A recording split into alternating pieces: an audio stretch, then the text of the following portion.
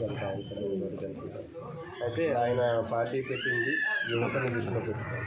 యువతకి సరైన ఉద్యోగ అవకాశాలు లేక, రైతులకు సరైన గిట్టుబాటు ధరలు లేక ఎంతోమంది రైతులు ఆత్మహత్యలు చేసుకుంటున్నారు. యువకులకి వాళ్ళు చదువుకున్న తగ్గ ఉద్యోగాలు లేక, అమ్మాయిలు కానీ అబ్బాయిలు కానీ తల్లిదండ్రులు రాత్రి పగలు కష్టపడి చదివించిన చదువుకు తగ్గ ఉద్యోగ అవకాశాలు లేక ఏదో చిన్న ఉద్యోగాలు చేసుకుని జీవనం గడుపుతున్నారు. వాళ్ళందరినీ దృష్టిలో పెట్టుకొని పవన్ కళ్యాణ్ గారు ప్రభుత్వ శాఖలు ఖాళీగా ఉన్న ఎన్నైతే ఉద్యోగాలు ఉన్నాయో అవన్నీ నోటిఫికేషన్ భర్తీ చేయడానికి, అలాగే ప్రైవేట్ కంపెనీలు తీసుకొచ్చి యువతకు ఉపాధి కల్పించడం కోసం ఒక సరైన ప్రణాళికతో ముందుకు వచ్చాము. అలాగే రైతుకి ఒక ఎకరాకి 10,000 చొప్పున పంట సాయం కింద, అంటే మనం మొదలు పెడతాం కదా, ఒక 20,000 అవుతుంది. దాంట్లో 10,000 ప్రభుత్వం నుంచి పవన్ కళ్యాణ్ గారు ఇస్తారు. గృహిణులకి ఒక గ్యాస్ బండ నెలకి, మనం రేషన్ నెలకు వస్తుంది కదా, ఆ రేషన్ బదులుగా నెలకు 3,000 రూపాయలు మన అకౌంట్లో వేసేస్తాం. మనకు నచ్చిన బియ్యం మనం కొనుక్కోవచ్చు.